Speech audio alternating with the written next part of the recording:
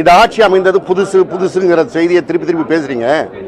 எங்களுடைய கழக தலைவர் அவர்களும் 6 மாத அவகாசம் கொடுத்தார். அது எதற்குன்னா புதிய திட்டங்களை, நீங்கள் அறிவித்த திட்டங்களை செயல்படுத்துவதற்கு, தீட்டுவதற்கு, புதிய கொள்கைகளை வழிவகுப்பதற்கு. ஆனால் நடைமுறையில் அன்றாடம் சட்டம் ஒழுங்கு பிரச்சனையை சரி செய்வதற்கும், மிக குறிப்பாக மக்கள் இன்றைக்கு பாலியல் பிரச்சனைகளுக்கு எதிராக வெகுண்டெழுந்திருக்கிறார்கள்.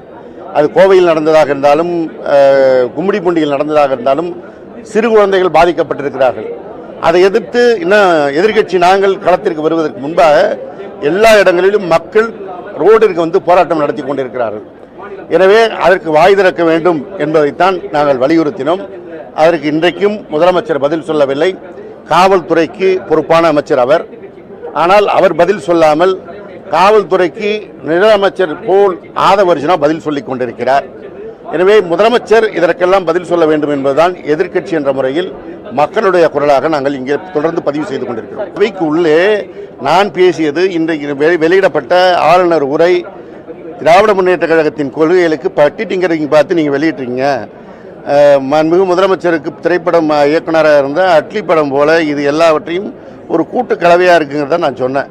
அது அந்த மொழி தான் அங்கே போய் சேரும். எந்த மொழியை வைத்து வந்தார்களோ அந்த மொழிக்கு செல்ல வேண்டும் தான் சொன்னேன்.